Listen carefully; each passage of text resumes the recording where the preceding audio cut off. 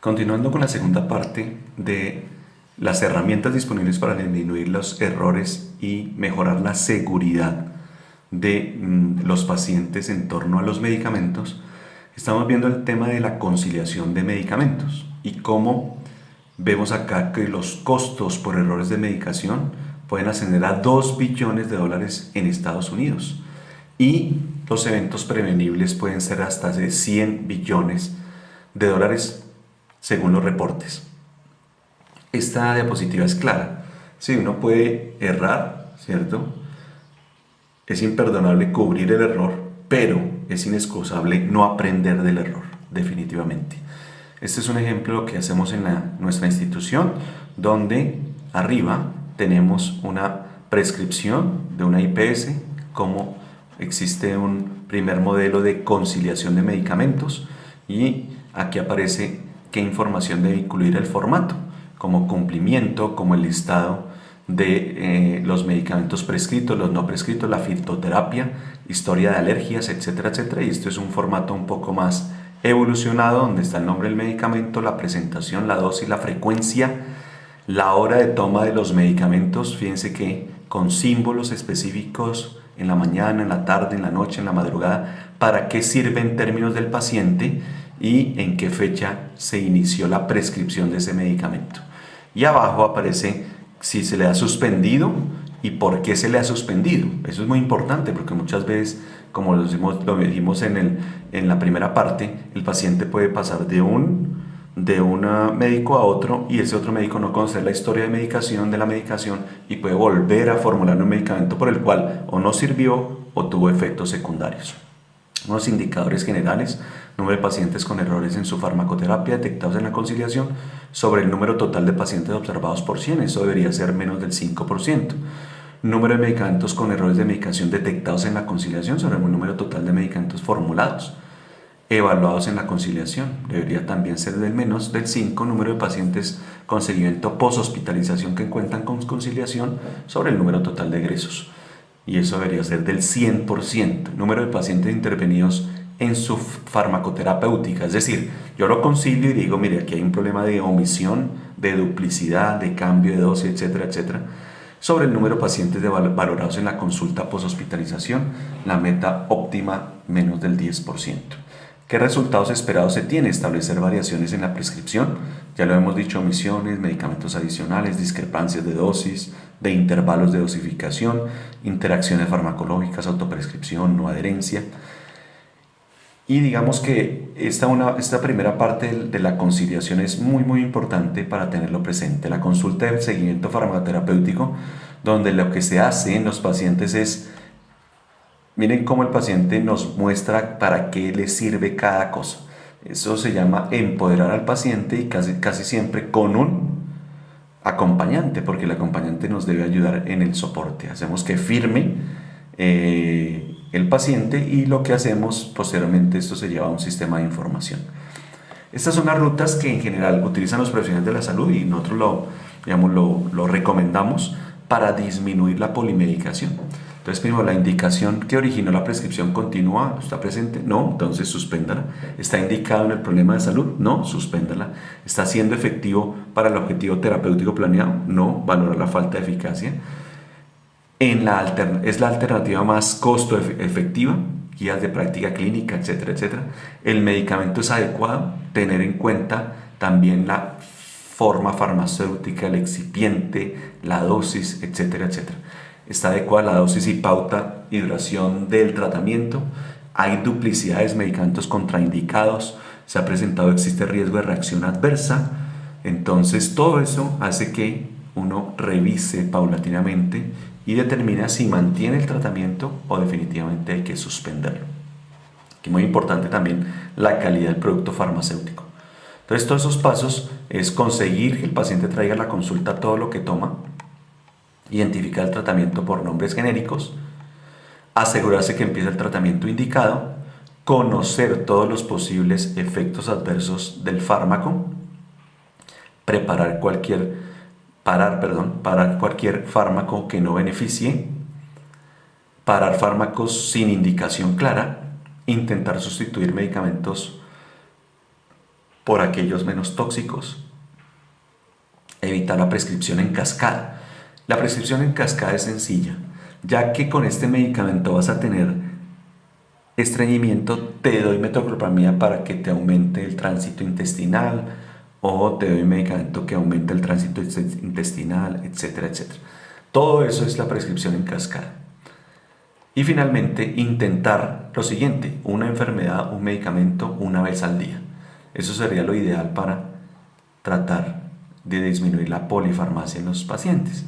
Aquí hay otras estrategias, por ejemplo la estrategia STOP, donde se ha demostrado que muchos medicamentos que aparecen ahí, inhibidores de bomba de protones, aspirina, benzodiazepinas, ¿cierto?, diuréticos, todo eso son poco recomendados de acuerdo con la indicación que tiene el paciente.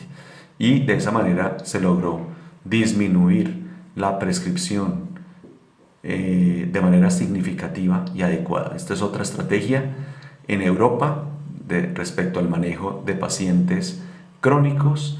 Esta es otra para reducir la polifarmacia, y miren cómo existen diferentes medicamentos que aparecen en diferentes momentos. Esta diapositiva referenciándonos a la farmacovigilancia, y es la seguridad del paciente desde la perspectiva del medicamento. Y las buenas prácticas de farmacovigilancia identifican riesgos, que ya lo hemos visto en módulos anteriores, pero la idea es unirlo a todo el proceso de seguridad del paciente desde la perspectiva del medicamento, cuantificar riesgos, evaluar los riesgos, gestión de los riesgos y difusión.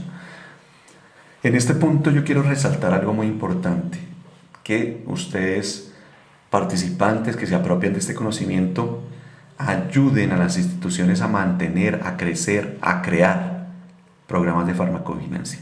Porque definitivamente cuando hay cambios de medicación por un medicamento innovador a un genérico, cuando ocurre un cambio en la prescripción, cuando ocurre un cambio de una clase terapéutica por otra, lo mejor es el seguimiento en la vida real de los pacientes, y esto es la farmacovigilancia.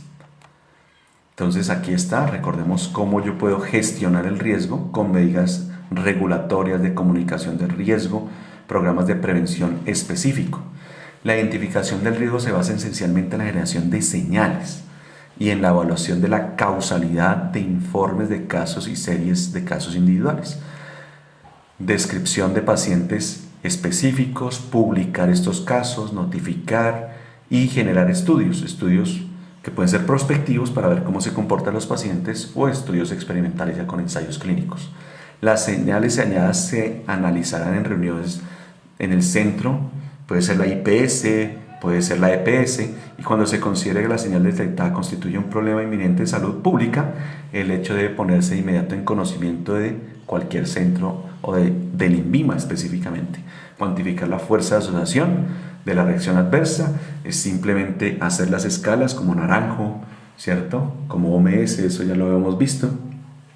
La utilización de datos sobre el consumo de medicamentos permitirá realizar una aproximación del denominador, y teniendo en cuenta el número de casos, obtener una aproximación para calcular el riesgo. Juzgar si el riesgo identificado y cuantificado es aceptable para la sociedad y en qué condiciones, y considerar su beneficio potencial riesgo y mirar si podemos prevenir, y entre más prevengamos mejor. Reglas para la administración segura de los medicamentos, que son 5 correctos que utilizan muchas veces las enfermeras. Administrar el medicamento correcto, en la vía correcta, a la hora correcta, en la dosis correcta y en el paciente correcto. 5 correctos específicos. Y además de los 5 correctos, registrar, comprobar y verificar que el paciente no toma ningún medicamento ajeno al prescrito. Antes de preparar y administrar un medicamento, realizar el lavado de manos, investigar si el paciente tiene alergias o alergia al medicamento, informar y educar sobre la terapia. Metámonos un poco al tema de fallo terapéutico, que es el tema central de este módulo. Entonces, para la farmacovigilancia, el fallo terapéutico es un evento de importancia clínica y epidemiológica cuando se relaciona con el uso adecuado de los medicamentos o problemas biofarmacéuticos.